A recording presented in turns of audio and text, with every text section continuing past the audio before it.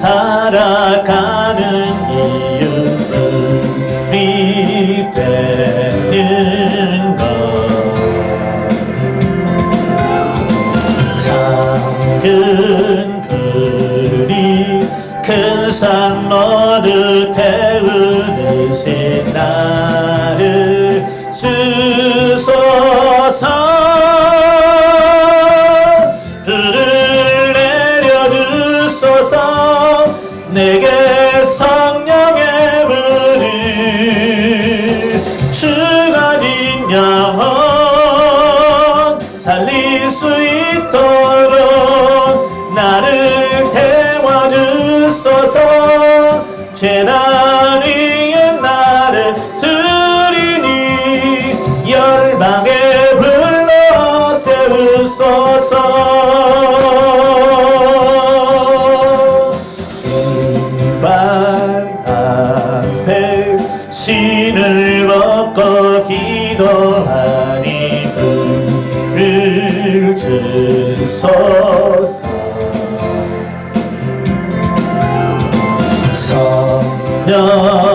성령으로 연단받은 불의 사람 되게 하소서 불을 내려주소서 내게 성령의 불을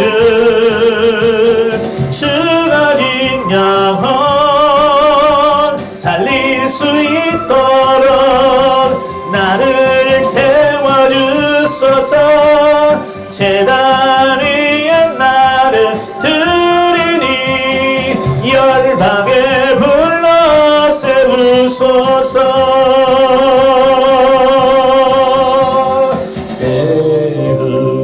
부소서 부소서 성령의 불을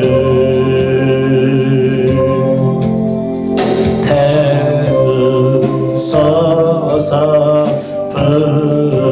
부소서 성령의 불을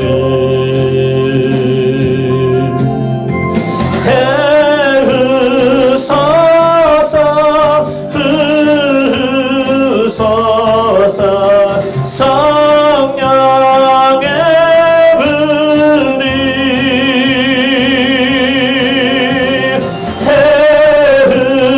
태우소서 부소서 성령의 불을 내려주소서 내게 성령의 불을 주가 진 영혼 살릴 수 있도록 나를 태워주소서 재단 위에 나를 드리니 열방에 불러 세우소서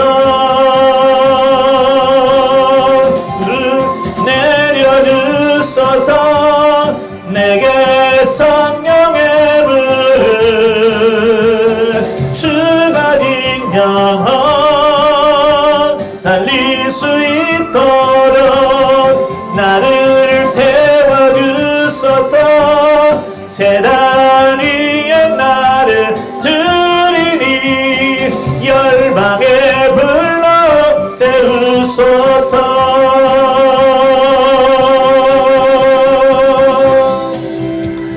아멘. 성령의 불을 충만하시기 받길 바랍니다. 아멘. 은혜로우신 아버지 감사합니다. 오늘도 우리를 사랑하여 주셔서 귀한 곳으로 인도하시고 하나님을 찬양하며 주의 말씀을 들으며 기도할 수 있도록 은혜 주셔서 감사합니다. 올라와 싸우니 저들을 만나 주옵시고 저희의 10년 가운데 성령의 불로 충만케 하시는 역사가 있게 하여 주셔서 우리 안에 계신 성령님의 나타남을 통해서 하나님이 살아계심이 증거될 뿐만 아니라 하나님의 말씀대로 사라져가는 우리가 될 수 있도록 성령님 도와주옵소서. 이 시간 말씀 듣기를 원합니다. 말씀 가운데 역사하시는 하나님의 역사가 이 시간 우리 가운데 충만하게 임하게 하옵소서. 시종을 맡겨오며 예수님의 이름으로 감사하며 기도하옵나이다. 아멘. 이 시간 주신 하나님 말씀은 고린도전서 12장 10절 한 절 말씀입니다. 우리 같이 한 목소리를 봉독합니다. 어떤 사람에게는 능력 행함을, 어떤 사람에게는 예언함을, 어떤 사람에게는 영들 분별함을, 다른 사람에게는 각종 방언 말함을, 어떤 사람에게는 방언들 통역함을 주시나니. 아멘. 예, 계속해서 지금 은사에 대한 부분을 같이 나누고 있어요.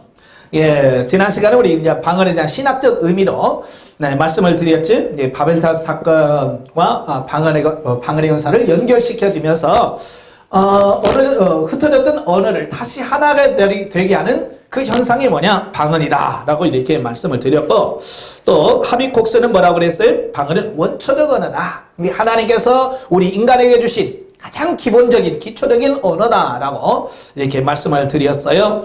또 라인하르드 본케는 방언은 천상의 언어다라고 이렇게 말씀을 하기도 했고요.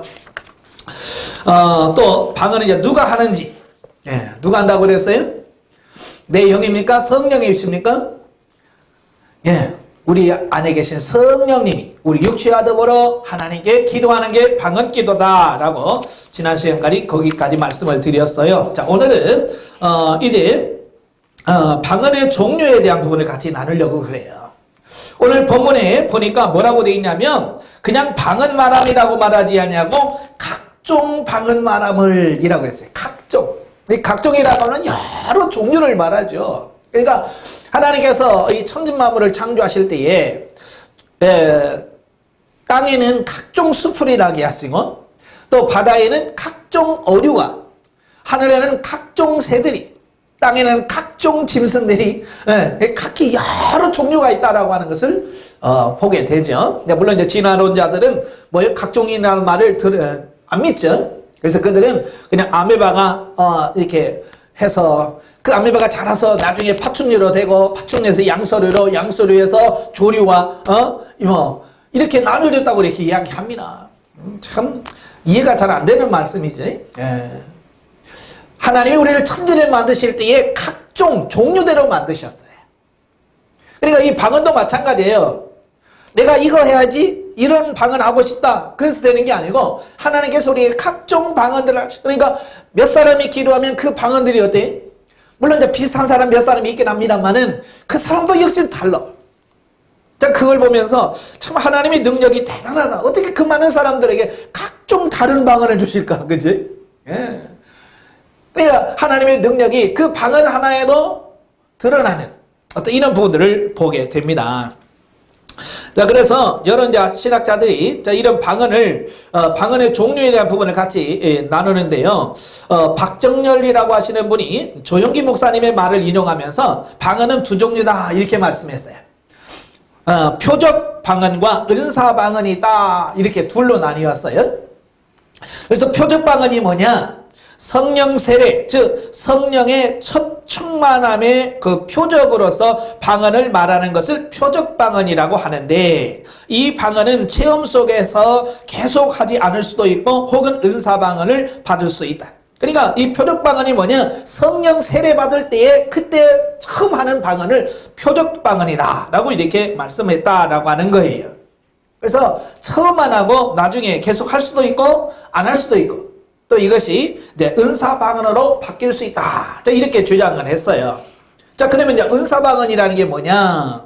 자, 은사 방언이라고 하는 것은 고린도전서 12장과 14장에서 나오는 방언의 은사를 두고 하는 것으로서 신앙생활의 유익을 위하여 계속하는 방언을 은사 방언이다. 이렇게 둘로 나뉘었어요. 그래서 그 주장에 의하면 이제 표적 방언이 성도가 성령 세례를 받았다는 증거라면, 방언의 은사는 자신과 하나님과 깊은 영적 교통과 덕을 세우기 위한 것과 방언 통역의 은사를 곁들이면 예언의 은사와 같은 역할로서 성도를 권면하고 위로하고 교회에 유익을 끼치는 것이다 라고 이렇게 주장을 했어요. 자, 이건 이제 오순절 계통, 이제 오늘날 일단 순복음 계통에서 이제 주장하는 거지. 이제 조용기 목사님이 주장을 했으니까. 예.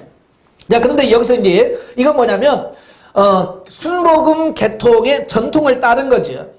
그래서 그들은 뭐라고 하냐면 성령 세례 증거가 뭐냐? 방언이다. 이렇게 주장을 했어요. 예. 그러니까 방언했냐? 나 방언했고 너 그러면 성령 세례 받은 거야. 당신 방언 못해? 그럼 당신은 성령 세례 못 받은 거야. 라고 이 방언이 어찌 보면 성령 세례의 기준이 돼버린 거예요. 그래서 우리나라에서 한참 이걸 가지고 공격의 대상이 되기도 했죠. 예, 그러니까 그들의 주장이라면 방언을 해야만 성령 세례를 받은 것으로 인식을 하게 되고 중생한 걸로 인식할 수 있어요. 그런데 그런가요? 아니잖아요. 예, 방언 못해도 우리 영혼이 중생할 수 있고요. 예, 우리가 방언을 못해도 우리가 성령 세례 받을 수 있습니다. 그래서 이 부분은 우리가 받아들일 수 없는 주장이긴 합니다만은 그냥 참고하시라. 여러 종류가 있다라고 하면서 말씀을 드리려고 하는 거예요. 두 번째는 이제 방지영 교수님이라고 하신 분이 계셔요. 이제 그분은 이제 믿음의 영적 능력을 주소서라고 하는 그 책을 쓰면서 자신의 말이 아니라 샌더스라고 하는 교수의 말을 인용하지요. 그를 인용하면서 고린도 교회의 방언과 오순절 교회의 방언을 구분합니다. 예, 같이 해서는 안 된다. 이걸 동일시하면 안 된다. 이건 다르다라고 주장하는 거죠. 예. 그래서 샌더슨 교수의 저서인 성령과 그의 은사의 글을 인용했지요. 그래서 오순절 방언, 고린도 교회의 방언 이렇게 둘로 이렇게 구분을 해놨어요. 그래서 그분에 의하면 오순절 방언은 뭐냐면 저희가 모두 방언을 했다. 사도행전 2장 4절 말씀을 인용했어요. 그죠? 120명이 모였는데 어땠어요? 그 중에서 방언 못 받은 사람이 있어요? 없어요? 오순절에 다 성령이 임하여 다 말했다. 그러니까 오순절은 뭐냐? 성령의 강권적인 역사로 말하면 다 받았다는 거예요. 방언을. 근데 고린도 교회의 방언은 뭐냐면 모든 신자가 방언 받은 건 아니더라. 예. 그래서 방언을 받은 사람과 방언을 받지 못한 사람이 있어서 방언 받은 사람들이 방언 받지 못한 사람들에게 믿음이 없다라고 정죄하고 판단하고, 예? 그래서 이제 교회의 방언 문제가 심각해지는 거잖아요. 자, 그래서 고린도전서 14장의 말씀을 전할 수밖에 없는 어떤 그런 상황을 가져왔다. 뭐 이렇게 말하죠. 두 번째로는 모두가 방언을 이해했다. 오순절 방언은 모든 사람이 다 이해했다는 거예요. 말하는 사람도 이해하고 듣는 사람도 다 이해했다라고 하는 특징이 있다는 거예요. 그러나 고린도 교회는 방언을 이해하는 자가 없었다. 그렇죠? 고린도 교회는 방언을 해주면 다 못 알아먹는 거예요. 이런 특징이 있다. 세 번째로는 오순절 방언은 사람을 향해서 말했다. 그러는 거예요.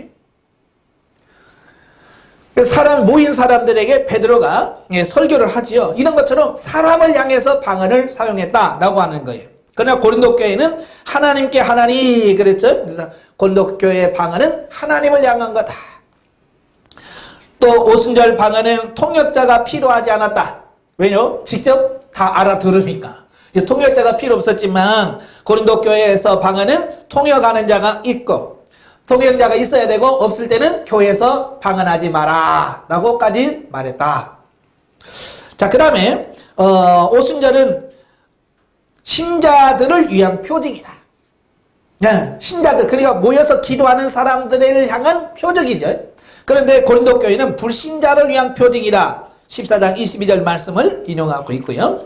그 다음에 오순절 방언은 무리가 놀라고 기이 여겼다라고 말하지만 고린도 교회는 방언하는 자들을 미쳤다라고 말했다. 라고 이렇게 구분을 해놨고요. 오순절 방언은 온전한 조화가 생겼다. 오순절에 성령 충만받고 성도들이 막 하나 되어지는 역사가 나타났는데 고린도 교회는 혼란이 생겼다라고 이렇게 구분을 해놓았어요. 네. 근데 이 주장은 별로 그렇게 성경적이지 않다라고 이렇게 볼 수 있겠죠. 예. 그리고 계시 발전사라고 하는 게 있어요. 계시가 시간이 지나면서 점점 개발되어지고 더 발전되어서 계시가 드러나는 것처럼 은사도 마찬가지예요. 은사도 처음 나타난 은사가 점점점 어느 정도 활용하느냐에 따라서 그 은사에 활용되어지는 폭과 깊이와 넓이가 달라지는 거예요. 예. 그러니까 오순절은 뭐예요? 처음 성령이 역사하셔서 강권적으로 역사하는 거예요. 고린도 교회는 이미 시간이 어느 정도 흘러간 상태예요. 그러니까 오순절에 받은 성령의 은사가 시간이 흘러가면서 좀 더 발전적으로 나타난 어떤 이런 식으로 이해를 해야지 오순절 성령 그 방언이 다르고 고린도 교회 방언이 다르고 라고 이렇게 이분법적으로 분리할 수는 없다라고 하는 거예요. 아시겠죠? 세 번째 분은 우리 박철수 목사님인데요. 그가 변화된 삶을 경험하라라고 하는 책에서 오늘 본문 고린도서 12장 10절 말씀에 그 각종 방언 말함이라고 하는 말을 근거로 해서 여러 방언의 종류를 말씀을 했어요. 예. 이제 그분에 의하면 처음에 하는 방언을 기초방언이라고 한다. 기초방언. 이 기초방언이란 뭐냐? 성령 세례를 받아 처음에 나타나는 방언의 현상이라. 대부분 처음에는 기초방언을 받게 되는데 충만하게 방언 기도를 계속하면 나중에는 다양한 나라 방언으로 바뀌어진다. 그러니까 저도 이제 경험적으로 보면 그래요. 처음부터 방언의 은사가 임하면서 유창한 방언을 하는 건 아니더라고요. 예. 그러니까 많이 배웠던 못 배웠던 상관없이 처음에 방언할 때 대부분이 무슨 단음적인 말을 해요. 따따따따따라든지 랄랄라라든지 랄랄랄라라든지 어떤 단음에 하나씩 말하는 어떤 그런 방언으로 시작하는 어떤 이런 부분을 보게 돼요. 예. 가장 많이 하는 방언이 이제 랄랄라로 시작을 하지요. 예? 여러분 뭐로 시작했어요? 다 사람마다 달라요. 예? 제가 인천에 목회할 때 어떤 분이 와서 그래, 저희 엄마는 방언이 더러워요. 그래서 왜 더러워? 그러지? 툭툭툭툭툭툭 그런다고 막 침을 튀기면서 한다고 자기 엄마 방언은 더럽다고 이런 병을 하더라고요. 예. 그러니까 처음에 하는 기초 방언이 그럴 수 있어요. 예, 뭐 퇴퇴퇴 될 수도 있고, 랄랄랄 할 수도 있고, 럴럴럴 할 수도 있고, 럴럴럴 할 수도 있고, 다양하게 나타날 수 있다라고 하는 거예요. 자, 그런데 문제는 뭐냐면 그런 방언이 계속 10년이 가도 계속 그대로 유지된다면 문제가 있는 거지. 제가 언젠가 말씀드렸습니다만 우리가 자동차 면허를 땄으면 우리가 내가 가고 싶은 데를 어디든지 갈 수 있어야 되잖아요. 그죠? 자동차 면허증을 따고 운전을 하면 내가 가고 싶은 것, 때로는 내가 가고 싶지 않지만 누군가가 어디를 가기를 원할 때에 자유스럽게 가줄 수 있을 정도로 실력이 있어야 되잖아요. 그죠? 근데 운전면허 있다고 다 그런가요? 그렇지 않잖아요. 어떤 사람은 겨우, 자기 직장 왔다 갔다 그 면허를 무슨 면허라고 그랬어요? 전철면허라고 그랬잖아요. 항상 거기 갔다 거기 오고, 거기 갔다 거기 오고, 왔다 갔다 하는 그 면허증만 갖고 있는 분이 계셔요. 그래서 옆에 좀만 비키자, 가자 그러면 못 가는. 예. 같은 길인데 왜 옆으로 좀 못 빠져나가는 어떤 이런 사람이 있어요. 예? 어떤 사람은 자기 동네만 돌아다니는 분들이 계셔요. 그죠? 예, 자기 타는 그 시내만 뱅뱅뱅 돌지 그 시외를 못 나가. 또 어떤 분은 시외는 그 자기 도는 가는데 그 도 경계를 못 넘어가시는 분들이 계셔요. 그러니까 서울 가자 그러면 막 무서워. 못 가. 자, 왜 같은 면허증인데 그죠? 뭐 면허증이 다 다릅니까? 당신은 전철 면허요. 그래서 여기만 왔다 가세요. 직장만 왔다 가세요 하고 나라에서 면허증 줄 때 전철 면허 해갖고 줘요? 아니면 동네 면허증 줍니까? 아니잖아요. 똑같은 국가에서 경찰청에서 인정하는 그 면허증을 준단 말이에요. 그럼 그 면허증만 있으면 뭐예요? 우리나라는 어디든지 다 가. 여기 살다가도 제주도에 가서 렌터카를 빌리면 거기서는 못 씁니까? 우리나라는 다 쓰잖아요. 그런데 뭐냐? 실력이 안 되니까 다른 데 가면 못 사. 그건 누구 책임이냐? 자기 책임이라고 말이에요. 자기 책임. 그러니까 하나님께서 우리들에게 각종 방언을 줬다고 말이에요. 그래서 처음에 랄랄라를 하든 뚜뚜뚜를 하든 뭐 상관없습니다만은 그러나 그 방언이 어떻게 돼요? 점점 확장되어서 더 발전되어서 하나님과 교제하며 교통하면서 하나님께서 우리에게 말씀하시는 분을 깨달아서 사라지는 단계까지 가야 되는데 겨우 기초방언에서 랄랄랄라 하고 있다고 말이에요. 저도 이제 상담을 해보면 이제 그런 분들이 많아요. 목사님, 나는요 10년이 가도 지금 그대로예요 라고 하신 분들이 계시는데, 그거는 뭘 안 했다는 얘기예요? 기도 안 했다는 얘기죠. 예.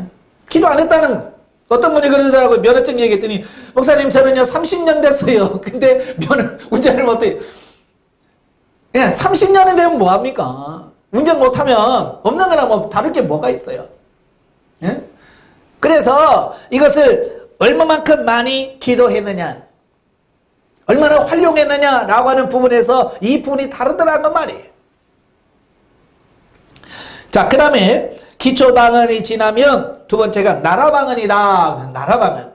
이 나라방언이라고 하는 것은 마치 지구상에 있는 어떤 나라의 말처럼 구사하고 들려지게 되는데, 사실상 그 나라에서 사용되는 언어는 아니다. 예. 그러니까 예를 들면 이 방언하는 사람은 중국말을 전혀 못하는 사람인데 마치 중국말 하는 것처럼 방언을 한다. 그러니까 지구상에 있는 나라의 발음과 비슷한 방언을 나라방언이라고 한다라고 정의를 했어요. 그렇죠. 근데 저도 이제 처음에 랄랄랄로 시작을 했어요. 예, 랄랄로 시작하다가 그 다음에 라이 랄랄라에서 이자가 붙더라고요. 라이. 예? 이게 제가 83년도에 방언 받을 때, 그래 막 라이 하니까 캔자가 또 붙어. 라이캔 이렇게 또 바뀌어 방언이. 그러니까 많이 하면 할수록 점점 이 단어가 연결이 되고 하더라고 말이에요. 예, 그러다가 열심히 기도하다가 어느 순간부터 제가 방언을 잘 못했어요. 왜 못했느냐? 제가 다니는 교회 사모님하고 교회에서 같이 방언을 하는데, 방언이 기도하는데, 아니 사모님의 방언하고 내 방언하고 거의 같은 거예요. 예. 막 그 교회에서 기도를 하는데 내 방언하고 사모님 기도하고 똑같아. 그래서 그 순간부터 제가 무슨 생각이 드냐면, 왜 내 방언하고 사모님하고 방언은 똑같지? 그러면 사모님 볼 때 나를 뭐라고 하겠어요? 왜 따라서 해? 그럴 것 같더라고요. 안 그런데 내가 느끼는 게 그거예요. 내가. 예. 지금 같았으면 뭐 상관없이 할 텐데, 그때 당시는 내가 이런 방언에 대해서 배우고 그랬나, 그냥 기도하면 은사가 온다고 하니까 열심히 기도하다 보니까 방언을 받게 되고 신나서 막 하는데, 이 방언이 뭔지 잘 하면 하는데, 아니 사모님하고 내 방언이 똑같은 거예요. 예. 그래서 제가 스스로가, 이 사모님이 나를 보면, 내 방언 기도를 들으면, 왜 나 따라서 해? 라고 할 것 같아. 그러진 않은데, 내 스스로가 그래. 그래서 사모님 앞에만 가면 방언이 기가지고. 그래서 같이 기도하다가 사모님 막 기도하면 나는, 자신이 없어지는 거야. 왜 따라서 할 것 같아서. 그러다 보니까 방언이 점점 약해지더라고요. 그럴 필요가 없었는데. 그때가 제가 20살이었거든요. 그러니까 좀 예민할 때 그런 경험을 하니까 이제 그렇게 되더라고요. 여러분 이제 그렇게 똑같더라도 기죽지 마세요. 예. 왜냐하면 방언은 내가 따라서 하는 게 아니라 성령께서 주시는 거니까. 예. 성령께서 그렇게 주시는데 뭐 어떻게? 그 뒤로는 이상하게 방언을 강조하는 교회도 없었고, 예, 그러다가 제가 1990년 2월에, 왜냐면, 월까지 왜 기억을 하냐면, 바로 우리 딸 낳기 전이거든요. 예, 딸 낳기 전, 저희 어머님 생신에 대해서 우리 형제들이 다 모여있는 날이에요. 그래서 제가 날짜까지 기억을 해요. 1990년 2월에, 저희 어머니 생신, 새벽에 교회를 갔어요. 교회를 가서 이제 새벽 기도를 하는데요. 그때 보통 새벽 기도를 2시간 이상씩 했거든요. 한 시간 정도 하면 이제 다 가요. 집사님, 권사님 다 가고 나 혼자만 기도하는 거예요. 막 기도를 하는데 갑자기 진동이 오는 거예요. 저 이런 장의자에 앉아 있었어요. 장의자에 앉아서 기도를 하는데 진동이 오는 거예요. 막 그러니까 진동이 오니까 내가 뛰니까 이 장인자도 같이 뛰더라고요. 그때 교회 바닥이 마루였거든요. 예. 마르니까 탄력받으니까요. 저 띠지, 의자 띠지 그냥 와다다당, 와다다당, 와다당. 제가 기도 안 들려도 이러다가 교회 무너지는 거 아닌가라고 할 만큼 엄청난 그 소리가 막 나더라고요. 진정에는 뭐 내가 뭐 어떻게 그 힘을 가지고 그 하겠어요. 한참 진동이 오면서 몇 분을 기도했는지 몰라요. 근데 어느 순간에 갑자기 힘이 막 풀어지는 거예요. 다 풀어지는데 아무 힘도 없이 그냥 의자에 딱 이렇게 있는데 제 입에서 말이 나오는 거예요. 말이 나오는데요. 중국말이 나오는 거예요. 예. 유창한 중국어가 막 내 입에서 막 나가는 거예요. 입만 열면 중국말이 막 나가는 거예요.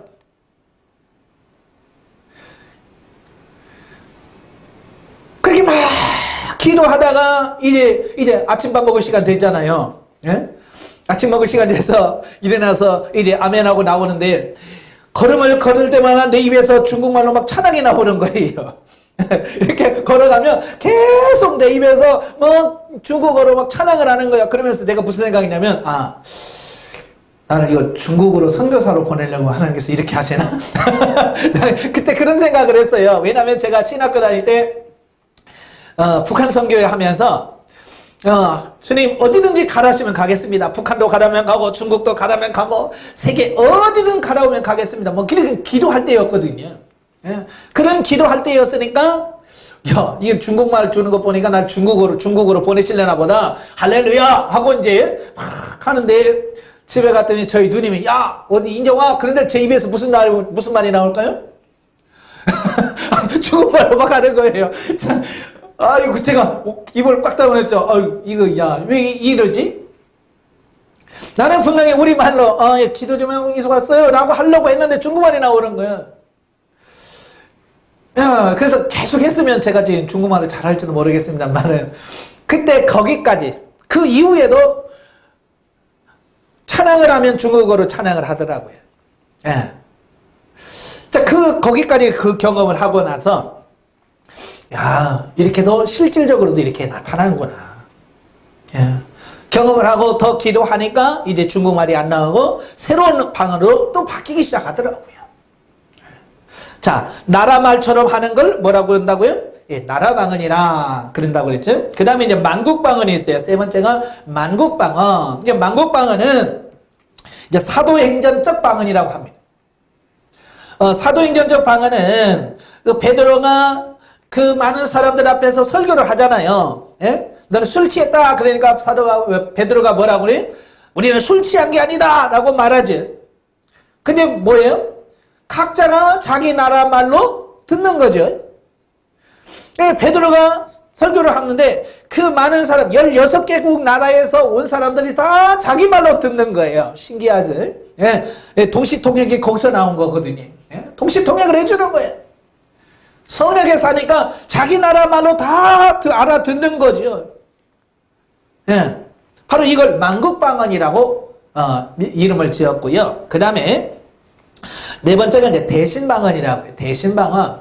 이 대신방언이라고 하는 것은 방언을 말하는 자는 사람에게 하지 아니하고 하나님께 하라니 이는 알아듣는 자가 없고. 고린도서 14장 2절 말씀을 통해서 우리가 대부분이 하는 방언은 뭐냐? 그 방언 기도의 대상이 누구냐? 하나님께 하는 거예요. 하나님 앞에서 하는 거다라고 하는 거지. 그래서 보통 우리가 방언을 할 때 우리가 보통 방언할 때 그 방언이 다 거의가 다 대신 방언이라고 할 수 있어요. 아마 여러분도 방언을 하다 보면 무슨 말인지 못 알아먹겠어요. 통역이 안 돼요. 라고 말하는 방언들은 거의가 다 대신 방언이에요. 하나님께만 하는 거다. 내 안에 계신 성령님이 하나님과 직통으로 교제하고 하나님과 대화하는 것을 대신 방언이다. 라고 말한다. 그 말이에요. 그러니까 제가 기도 인도하면서 방언을 막 하니까 어떤 분이 와서 심각하게 목사님이 하는 방언은 다 알아들으시죠? 그러더라고요. 아니요. 제가 그랬어요. 아니요. 전 모릅니다. 왜냐? 내가 하는 방언은 대신 방언이기 때문에 이 하나님과 성령님만 알지 나는 못 알아먹어. 근데 내가 못 알아먹는다고 기도가 아니냐? 아니란 말이에요. 내가 알아듣든 못 알아듣든 그 방언은 하나님께 기도하는 거다 그 말이에요. 자, 그 다음에 대인 방언이 있어요. 대인 방언이 뭐냐?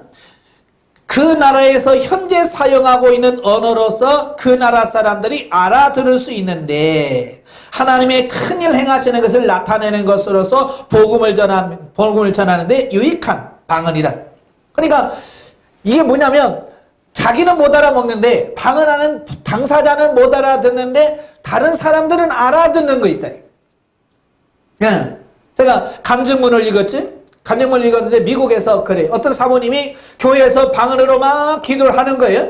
방언으로 막 기도하는데 아프리카 나이지리아인가 어디 거기 사람들이 미국으로 돈 벌러 갔다가 이래 교회가 있으니까 우리도 기도하러 갈까 하고 들어갔는데 사모님이 자기 나라 말로 막 기도를 하는 거예요. 예. 그 나라를 위해서 자기들을 위해서 기도해 주는 거예요.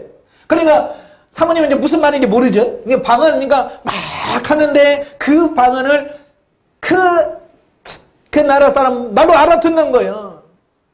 그래서 회개하고 신앙생활하는 어떤 이런 모습을 간증을 제가 들은 적이 책으로 읽은 적이 있거든요. 바로 이런 거예요. 그러니까 나는 모르는데 방언하는 당사자는 모르는데 그 방언을 듣는 그 나라 언어가 다른 사람들이 그 말을 알아듣는 거예요. 자, 이걸 우리가 대인 방언이라고 말한다 그랬어요. 그래서 이 대인 방언은 이제 선교지 보고할 때 보면 가끔 그런 현상들이 나타나요. 그러니까 아프리카 같은데 원주민 어른을 전혀 모른단 말이에요. 지금이야 뭐 언어 이런 교육을 거의 다 받고 선교사들이 나가죠. 자, 그러나 예전에는 뭐 그런 게 어디 있어요. 그냥 사명 가지고 그냥 가죠. 그 나라 말을 전혀 알아듣지 못해. 원주민들 말을 못하고 못 알아듣는데 가서 방언했는데 그들이 다 알아듣는 어떤 이런 경우를 종종 보거든요. 이 하나님께서 특별한 경우 하나님의 뜻을 이룰 때에 그렇게 되어지는 경우도 있더라라고 하는 거고요. 자, 그 다음에 대물방언이 있어요. 대물방언. 이 대물방언이라는 것은 자연과 대화하는 방언을 말합니다. 뭐 프란시스코라고 하는 분이 그랬다잖아요. 뭐 새와도 얘기하고 들에 핀 꽃하고도 얘기하고 산에 있는 나무들과도 대화했다는 그런 기록이 있죠. 자, 이런 거예요. 자연과 대화하는 것을 대문방언이라 그래요. 저도 이제 인천에서 목회할 때 그 옆에 있는 목사님 딸이 그 어렸을 때 영적으로 굉장히 예민한 애가 있었어요. 걔가 이 대물방언을 가끔 해요. 그래서 이 나무들하고 대화하고 꽃하고도 대화를 하는데 그 목사님이 그래 자기한테 와가지고 야, 우리 딸이 그런다고 뭐라고 그래. 근데 가을이 되니까 그 은행나무가 그 가로수를 쫙 있잖아요. 예?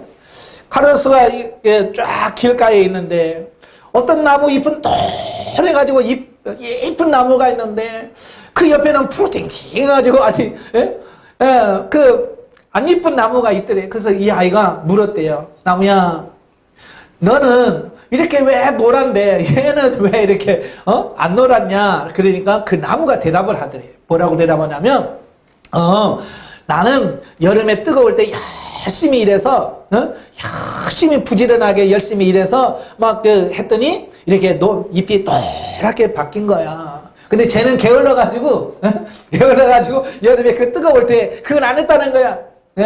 그래 게을러가지고 열심히 강압선장용 그런 거 안 하니까 가을이 돼서 아직 쟤는 저렇게 이쁘지 않은 거야 라고 나무가 얘기를 했대요. 자, 그런 거죠. 가끔 보면 이제 그런 대물방언은 주로 누가 하냐면 그 어린 아이들이 주로 많이 해요. 그 외에도 저도 몇 사람에게 경험하기로 했는데요. 자, 이렇게 그 어린 아이들이 대물 이런 사물과 자연과 대화하는 어떤 이런 경우들이 있지요. 그 다음에 이제 천국방언이 있습니다. 근데 천국방언은 일반적인 언어보다도 톤이 매우 강하고 방언의 은사를 사뭇 경망스럽까지도 한다. 그러니까 이 천국방언은 보통 우리가 랄랄랄라 하는 어떤 그런 방언보다는 굉장히 톤이 높아. 저는 이 천국방언이라고 보다는 능력방언이라고 하는 표현을 쓰고 싶어요. 예. 그러니까 우리가 이제 보통 방언을 하다 보면 이제 성령의 9가지 은사 중에서 능력 행함의 은사가 임해요. 능력 행함의 은사가 임하면 보통 사람들이 경험하는 게 뭐냐면 진동이에요. 예.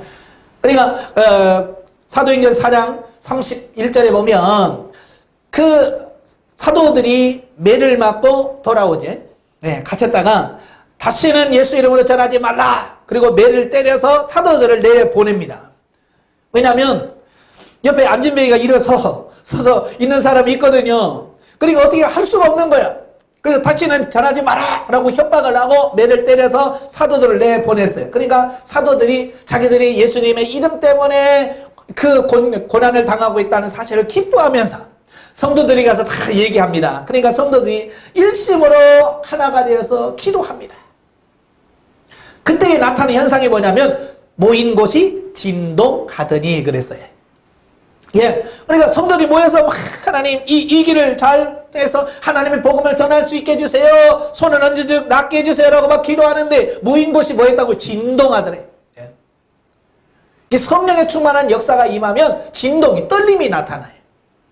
근데 이건 인위적인 떨림이 아니라 성령에서 떨게 하죠.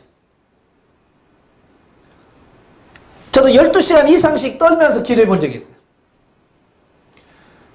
이거 뭐 여러분 스스로 한번 떨어봐요, 이걸. 이거 몇 분이나 떨겠어요. 좀 하면 팔이 아프지, 어깨 아프지, 못 떱니다. 근데 성령에서 근본적으로 역사하면요, 이 몸이 떨린단 말이에요. 이 떨린 정도가 보통 정도가 아니에요.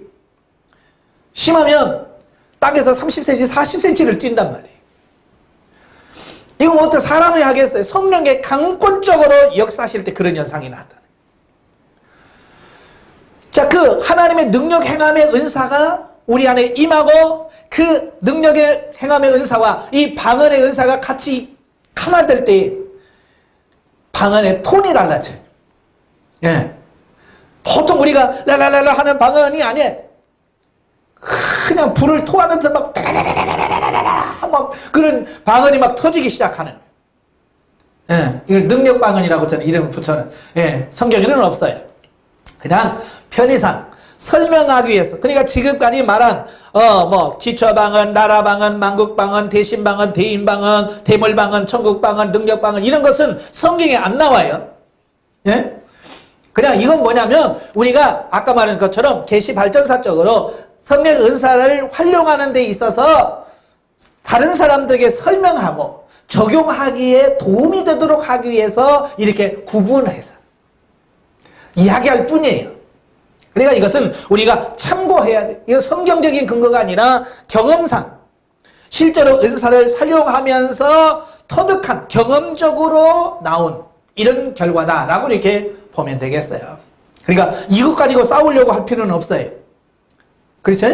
저건 나라 방언이다, 아니다, 비성경적이다 그렇게 할 필요는 없고요.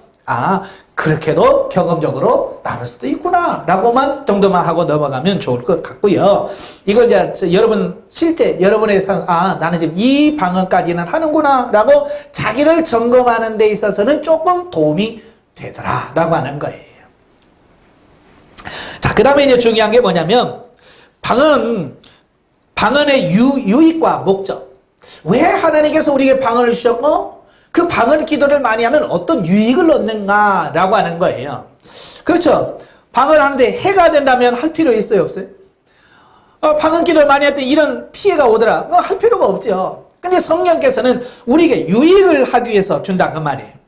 그러니까 방언은 하나님께서 성도들에게 주시는 은사로서 활용하는 자에게 영과 육 간에 많은 유익이다. 이런 유익을 안다면 결코 방언을 무시하거나 은사 중에 가장 저급한 은사로 취급하지 않을 것이다.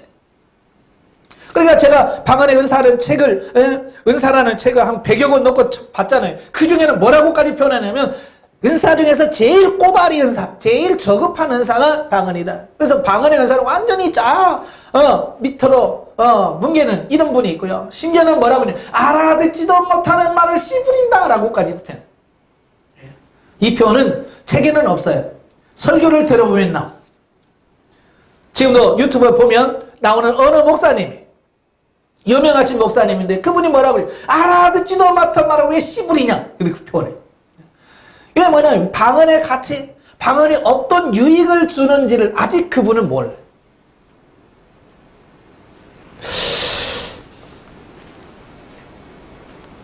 자, 하나님은 결코 우리에게 필요하지 않은 은사를 주실 이유가 없으셔요.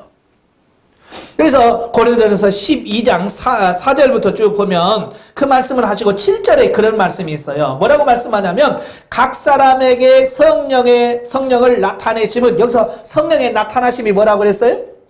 은사라고 그랬어요. 그러니까 내 안에 계신 성령님이 내 밖으로 이렇게 나타남, 내 안에 계신 성령님이 있다, 성령의 역사하고 있다라고 한 것을 밖으로 나타내는 것, 이게 뭐라고요? 이게 은사란 말이에요. 이게 성령의 나타남은 은사예요.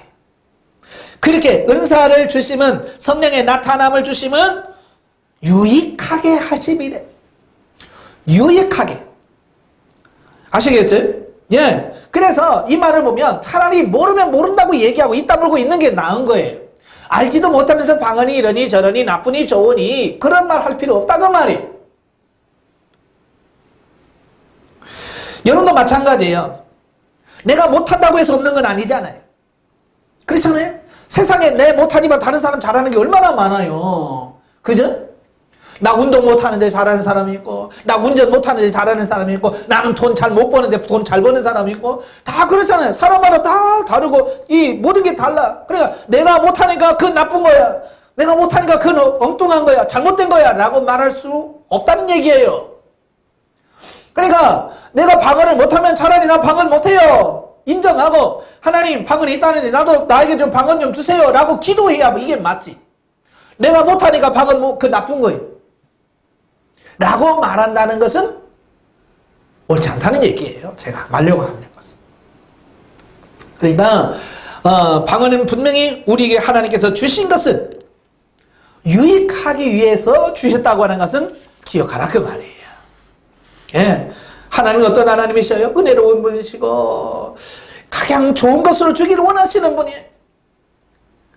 근데 하나님께서, 그 좋은 하나님께서 우리에게 나쁜 거 주시겠어요?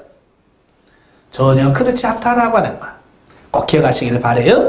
자, 그래서 피터 와그너라고 하는 분은 헤널드 브레드슨이라고 하는 그 분의 말을 인용하면서 이렇게 말했어요. 5가지. 방언을 하면 이런 유익이 있다라고 5가지를 말씀을 드렸는데요. 첫째는 뭐냐? 방언은 우리의 영이, 우리의 정신력을 초월하여 하나님과 더불어 교통할 수 있도록 하며 이해할 수 있도록 한다 그랬어요. 그러니까 우리는 자기 정신력, 이거 혼이에요. 혼의 능력을 인간은 벗어날 수가 없어요. 그죠? 그러니까 내 수준을 뛰어넘을 수 있는 방법이 없어요. 그런데 이 방언은 뭐냐? 방언을 하면 우리의 영, 우리 안에는 영이 그 혼의 존재를 뛰어넘어 초월하여 하나님과 교통할 수 있도록 한다는 말이에요. 그러니까 방언 기도 안 하는 사람은 뭐예요? 기도를 해도 자기 혼, 이 정신력 안에서밖에 안 해요. 그죠? 하나님 이것도 주시고요, 우리 교회 문제가 이렇습니다, 이렇게 해주세요 라고 말하는 것은 뭐예요? 전부 다 이 혼적인 그 범위 안에서, 내가 이해하고 내가 깨달은 범위 안에서만 구할 수 있는 거예요. 그죠? 내가 모르는 것은 기도할 수 있어요, 없어요? 이 혼에 없는데 어떻게 기도합니까? 없지요. 그런데 이 방언은 우리 혼에 속한 분이 아니기 때문에 이 혼의 어떤 영역, 그 부분을 뛰어넘어서 하나님과 교제할 수 있다는, 수준을 높여줄 수 있는 거예요. 우리 기도의 수준을 높여줄 수 있는 그런 유익이 있다라고 말씀할 수 있는 거예요. 그리고 두 번째로는 방언은 우리 안에 있는 하나님의 영, 성령님을 자유롭게 한다 그랬어요. 그러니까 방언을 많이 하면 할수록 내 안에 계신 성령님이 하신다고 그랬죠.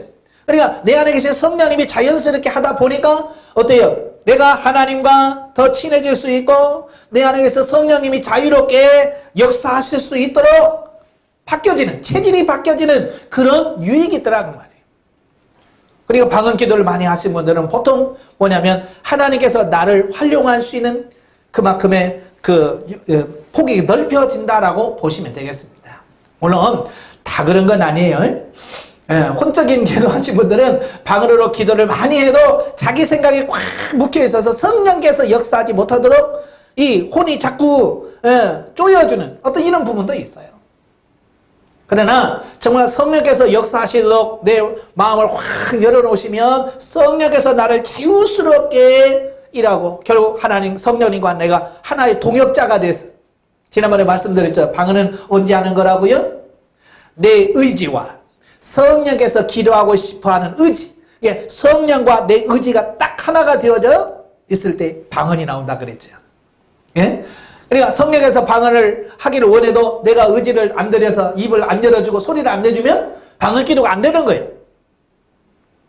반대로 내가 막 방언으로 막 하고 싶은데 성령께서 안 도와줘.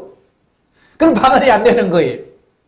그러니까 내가 지금 방언한다는 것은 성령과 내 육체가 하나가 됐다는 얘기를 하고 있는 거예요. 그래서 점점 그 시간이 길어지면 길어질수록 이제 성령이와 내가 하나 되고 점점 성령께서 나를 활용할 수 있도록 할 수 있는 도구가 된다 그 말이에요. 그 다음에 세 번째는 뭐냐? 방언은 우리의 영이 혼과 육체보다 우세한 위치에 자리 잡을 수 있도록 한다 그랬어요. 네. 우리가 이제 계속 영성훈련을 받게 되어지는데요. 거기 보면 하나님께서 우리 인간을 창조하실 때에 영과 혼과 몸으로 창조하시지. 그러면서 우리 인간을 컨트롤할 수 있는 주체를 뭐가 주체하게 만들었어요? 영이죠. 영이 어찌 보면 우리 인생의 주인이에요. 그래서 영이 혼과 육을 지배하면서 통치하면서 자유스럽게 하나님의 뜻을 이룰 수 있도록 하나님 창조하신 거예요. 자, 그런데 창세기 3장에 타락하죠. 타락하면서 영적 죽음을 맞게 돼요. 영이 죽어. 영이 죽으면서 주인이 어떻게 돼요? 이제 혼과 몸, 마음과 육체. 이제 에베소서 1장 나오죠. 2장에 보면 마음과 육체가 주인이 되고 영은 뭐예요? 종이 돼요. 그래서 이제 육체적 사람, 육신의 사람, 본질상 진노의 자녀가 되는 거예요. 우리가 예수를 믿어도 여전히 뭐가 돼? 마음과 육체가 주인이에요. 영은 뭐예요? 그 밑에 종속적 노예로 살아.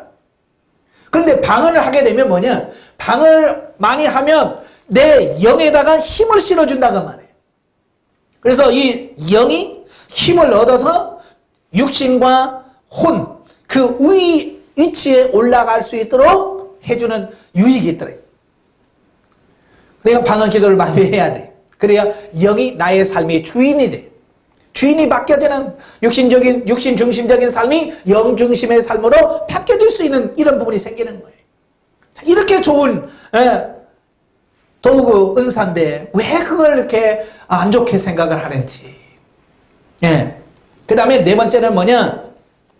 방언은 하나님께 정화를 위하여 주시는 것이다. 그러므로 방언은 우리의 정신건강을 위하여 중요하다. 그랬어요. 그러니까 방언은 뭐냐? 하나님 앞에 우리를 깨끗하게 정화시키는 역할을 한다는 말이에요. 그래서 방언 기도를 많이 하게 되면 정신적으로도 건강을 얻게 되는데 왜냐? 여러분 기도하면 뭐가 생겨요? 부담 생기죠. 그죠? 굉장한 부담이에요. 예를 들어서 대표기를 시켜놓으면 잠을 못 잡니다. 왜? 이걸 뭘 해야 되지? 왜? 말로 해야 되니까 부담이 생기는 거예요. 근데 방언 기도할 때 부담 갖고 있어요? 아니, 부담 없어요?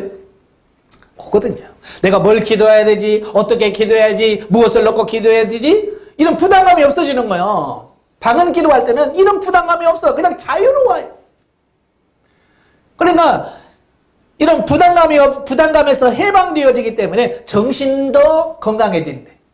그러니까 방언 기도를 많이 하게 되면 내 혼적인 부분도 맑아진다라고 하는 거예요. 다섯 번째는 방언은 예배와 기도와 찬양을 위한 새로운 언어를 갖고 싶어하는 우리의 요구를 충족시켜준다. 자, 이게 무슨 말이냐면 우리도 그러잖아요. 그냥 목소리로만 찬양하기보다는 뭔가 다른 것을 가지고 같이 찬양하면 좋잖아요. 그지? 그러니까 목소리로 찬양하는 것보다 악기를 가지고 찬양하면 훨씬 더 좋지요. 그지?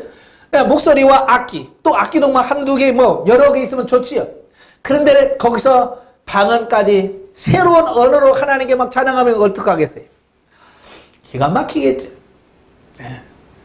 바로 이런 유익을 가지고 있더라. 이 피터 와그너의 말만 들어도 방언이 좋은 거예요, 나쁜 거예요? 좋은 거죠. 얼마나 많은 유익이 있습니까? 그러니까 우리가 방언을 많이 하셔야 된다라고 말씀해주고 있는 거예요. 자, 그 다음에 이 아처 토레이라고 하는 분이 계셔요. 이 아처 토레이라고 하신 분이 1981년에 그 신학 연구 논집이라고 하는 책을 발간하는데요. 논문집을 쓰는데 거기서 방언 기도의 유익에 대해서 이렇게 말씀했어요. 자, 사도 바울은 말하기를 이러한 방언 기도는 기도하는 사람의 덕을 높이고 그의 영혼에 기도와 찬양을 할 수 있는 기회를 주는 것이다. 그러니까 방언 기도는 기도하는 사람의 덕을 높인다. 덕을 높이고 또 그의 영혼에 기도와 찬양을 할 수 있는 기회를 주는 것이다 라고 말해요. 자, 그러면서 왜냐하면 회중이 방언으로 찬송할 때에는 일반 찬송과 다른 영적 효능을 주기 때문이다. 그냥 우리가 입술로 우리 말로 찬양하는 것보다 이 방언으로 찬양을 하면 훨씬 더 능력이 있는 영적인 예배가 될 수 있다는 거예요. 그래서 성경이 말씀하는 바 인간은 영과 육으로 지음을 받았다. 마음, 감정 그리고 기타 모든 심리적 요소는 다 혼에 속한 것이다. 그런데 대부분은 사람들은 그들이 영을 소유하고 있음에 이 영을 통해서 하나님과 교통할 수 있음을 모른다. 예, 영이 하나님과 교통할 수 있는데 그걸 모른다는 거예요. 그래서 사람이 영으로 기도할 때에 하나님의 성령이 사람의 영과 접하여 두 영이 듀엣을 이루어 함께 기도하게 되는 것이다. 그래서 아처 토레이는 이 방언을 뭐라고 했어요? 영혼의 듀엣이라고 말이에요. 두 영의 듀엣. 두 사람, 둘이 기도한다는 거예요. 그래서 우리는 한국말로 이렇게 기도하면 나 혼자 기도하지만 내가 방언으로 기도하면 내 영과 성령님이 합쳐진 두 영이 함께 기도한다.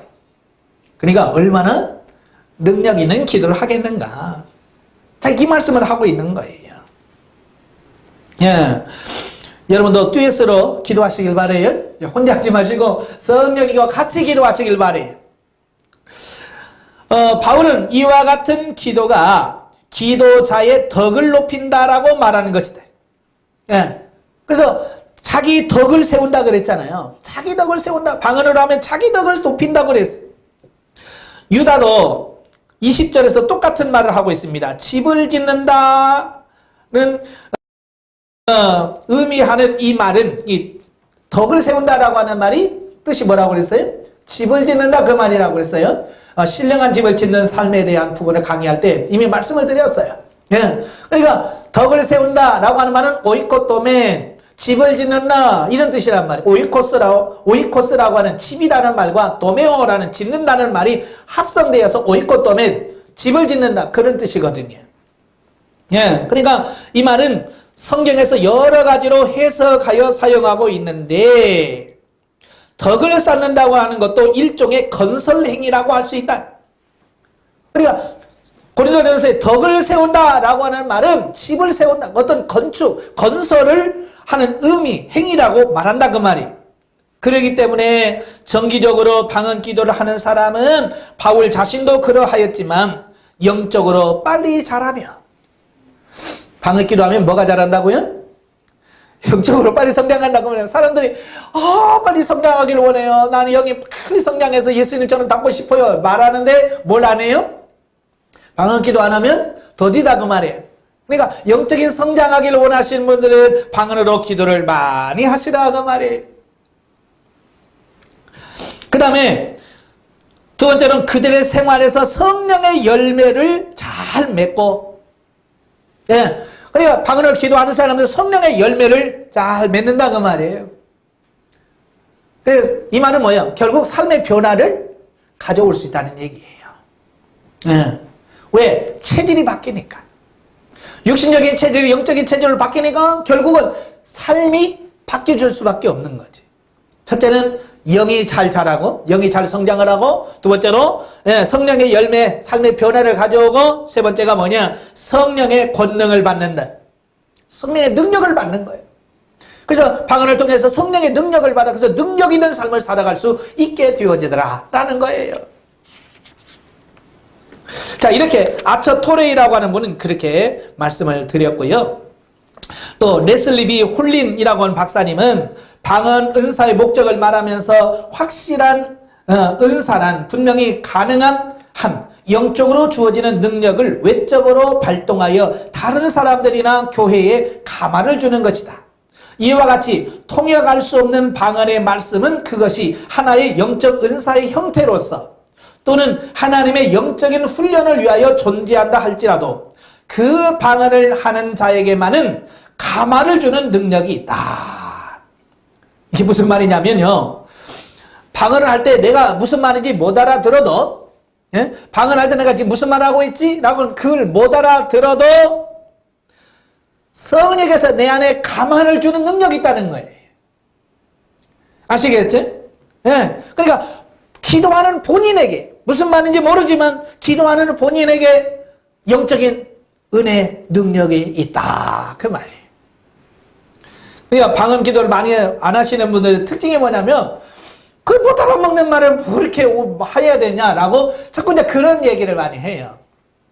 못 알아들어도 기도를 하면 그게 자기 자신에게 유익이 있다라고 이렇게 말씀을 하고 있어요. 그래서 황홀한 경지에서 말하는 깊은 경지의 은사의 상태에 이르게 되면 방언을 해석할 수도 있고 무한한 경지에 도달하게 되며 감화 감동을 줄 수 있다라고 하는 거예요. 예. 그러니까 이 좀 방언을 계속 기도하면 처음에는 못 알아듣지만 이제 통역까지 간다 그 말이. 이제 통역까지 가게 되면 이제 그 방언 통역을 인산을 통해서 하나님이 우리에게 말씀하시는 것을 우리가 이해하고 깨달을 수 있는 그 경지까지 가게 된다라는 거예요. 그래서 사도 바울도 고린도전서 14장 13절에 뭐라고 말씀합니까? 예, 뭐라고 말씀하냐면 예, 방언을 말하는 자는 통역하기를 기도하라. 예, 방언을 말하는 자는 통역하기를 위해서 기도해라. 이 통역이 되면 진짜 이런 기도하고 있구나. 지금 성령께서 내게 이런 말씀을 하시는구나. 하나님께서 지금 내게 이런 말씀을 하시는구나 라고 하는 게 깨달아진다 그 말이에요. 그러면 깨닫기 전과 깨달은 후는 엄청난 차이를 하게. 자, 고린도전서 14장에 보면 14절 보면 그래요. 내가 만일 방언으로 기도하면 나의 영이 기도하거니와 나의 마음은 열매를 맺지 못하리라 그러죠. 저는 이제 이런 질문을 많이 들어요. 목사님, 방언으로요 3시간이나요 마음이요 뭔가 뭐 그냥 허비한 것 같은 아무것도 내게 채워지지 않는 듯한 느낌을 받는다 그런 얘기를 해요. 그래서 제가 그럴 때마다 이 말씀을 인용하죠. 네, 그렇죠? 기도는 내가 하는 게 아니라 내 안에 있는 성령님이 기도하는 거예요. 그래서 기도를 해도 때로는 마음의 열매를 맺지 못한다. 마음의 열매라는 것은 뭡니까? 기도하면 여기서 뭔가 얻어지는 뭐가 있어야 되잖아. 내가 이런 기도했으니까 하나님 들어주실 거야. 라고 하는 어떤 이런 뭐랄까요? 위로라고 해요? 안심이라고 해요? 이런 게 있잖아요. 그죠? 자, 예를 들어서 이런 거예요. 하나님, 내 육체의 건강을 하나님 책임져 주옵소서. 이렇게 우리말로 기도하면 뭐 그 말하면서 우리는 안심을 하죠. 이제 이런 기도했으니까 하나님께서 내 기도를 들으셔서 나에게 건강을 주실 거야. 나는 이제 앞으로 아프지 않고 건강하고 씩씩하게 살 거야. 어떤 이런 마음의 열매를 갖잖아요. 위로를 받아요. 근데 방언은 도대체 무슨 말을 했는지 못 알아듣잖아요. 그러니까 기도를 해도 그런 위로랄까요? 안정 이런 게 없어요. 사실 그래요. 저도 방언하면서 상당히 고민했던 게 그런 거거든요. 영성훈련하면서 하루에 5시간씩을 기도하라고 그래. 그래서 저는 새벽에 3시간, 저녁에 3시간, 그래서 하루에 6시간을 강대상 옆절에서 방언으로 기도했어요. 처음에는 신나고 재밌는데요. 한 2달 하니까요. 진짜 여기 말처럼 기도해도 이게 뭔가 허전하고 뭔가 이게 더 기도 안 한 듯한 어떤 그런 느낌을 받아요. 그래서 제가 이렇게 하고는 안 되겠다 싶어가지고 뭐라고 했냐면 하나님 제가요 3시간 기도하는데 2시간 50분은 방언으로 기도하고요 10분간은 우리말로 기도할게요. 내가 그랬어요. 그래서 그 10분 동안은 뭐였어요? 하나님 우리 교회요 돈도 주셔야 되고요 며칠까지 임대료 내야 돼요. 이거 내야 되니까 며칠까지 돈 주시고요 또 우리 교회 성도들 좀 많이 보내주시고요 이렇게 10분 동안을 우리말로 기도하니까요 그때 이 혼이 하고 평안을 느끼더라고요.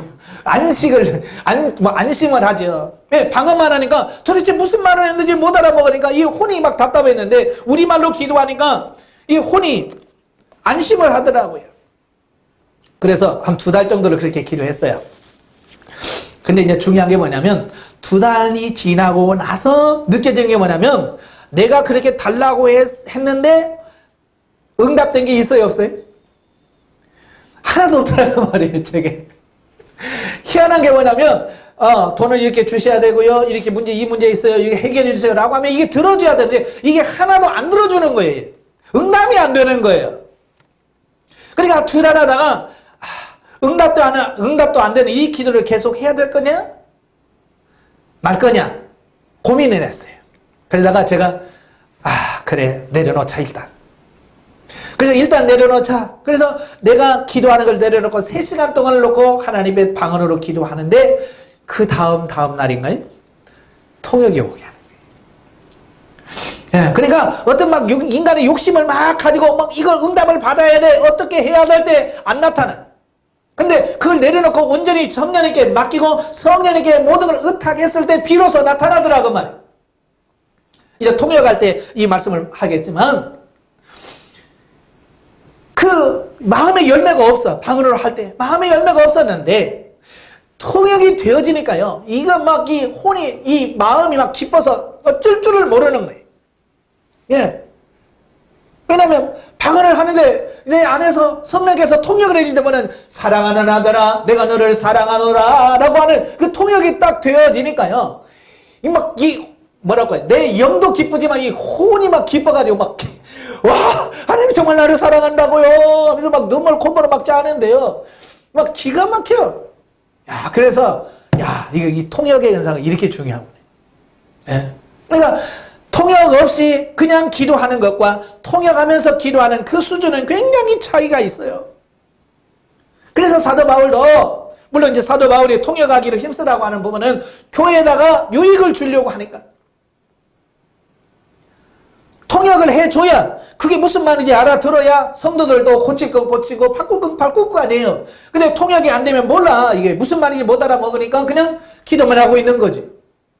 그래서 통역하기를 힘써라. 그래서 방언도 통역하게 되면 이것도 예언이다. 그래서 아까 훌림 박사도 그러잖아요. 네, 통역이 되어지면 그것은 곧 예언이다. 그러니까 앞으로 이제 여러분 방언하고 통역을 하게 되면 통역을 하면 그게 자체가 뭐냐? 예언이에요. 하나님의 말씀이 내게 그대로 임하는 거예요. 그래서 내가 너를 어떻게 할 것이고 너를 어떻게 인도할 것이고 이렇게 할 것이다 라고 통역이 되어지면 그 말씀이 뭐예요? 다 예언이 되더니.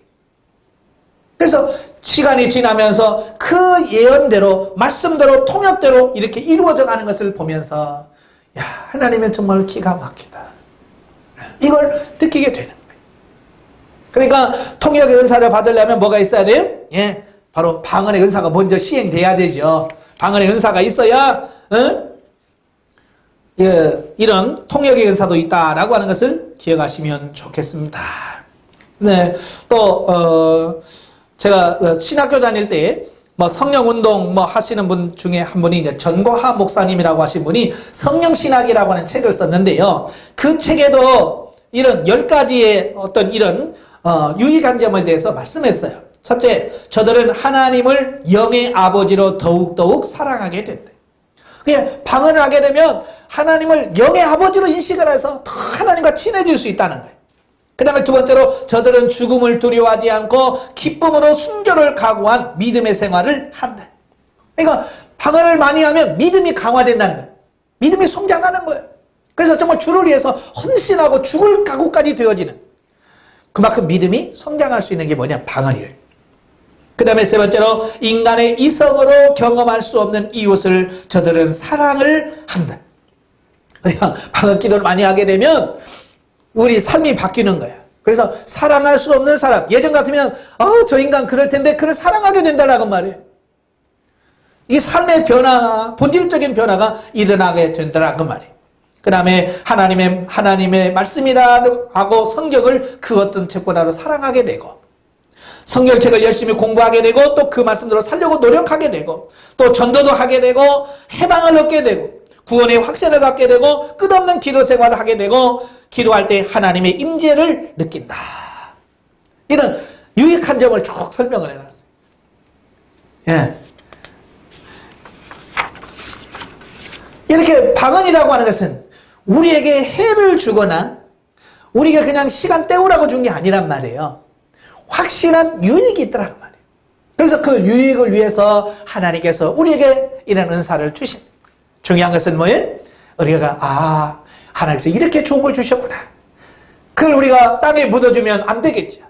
그렇잖아요. 땅에 묻어두면 쓸모가 없죠. 의미가 없어. 이걸 가지고 실질적으로 기도하면서 방언을 하고 방언을 통해서 하나님과 깊은 교제를 나누면서 이런 유익들을 이분들만이 아니라 여러분 자신도 누리며 사는 그런 삶이 되어지도록 기도하시기를 바랍니다. 기도하겠습니다. 은혜로우신 아버지, 은혜와 사랑을 진심으로 감사합니다. 오늘 하나님께서 우리에게 방언을 허락하시고 방언을 통해서 우리에게 주시는 유익이 얼마나 큰지를 다시 한번 말씀을 통해서 깨닫게 하시니 감사합니다. 우리가 아버지 하나님 그동안 깨닫지 못함을 통해서 방언이 얼마나 소중한지, 방언을 통해서 어떤 유익이 있는지 깨닫지 못했습니다. 그래서 심지어 방언을 땅에 묻어두기도 하고 또 방언에 대해서 잘못된 고정관념과 편견을 가지고 무시하기도 하고 심지어 다른 사람이 방언하는 것을 책망하기도 하고 욕하기도 했습니다. 몰라서 그랬습니다. 용서해 주옵시고 이제는 하나님의 은사인 걸 바르게 인식하게 하셔서 하나님 앞에 더 기도함을 통해서 하나님께 주시는 이 은사의 유익을 더 풍성히 누릴 수 있는 우리가 될 수 있도록 도와주시옵소서. 예수님의 이름으로 감사하며 기도합나이다. 아멘.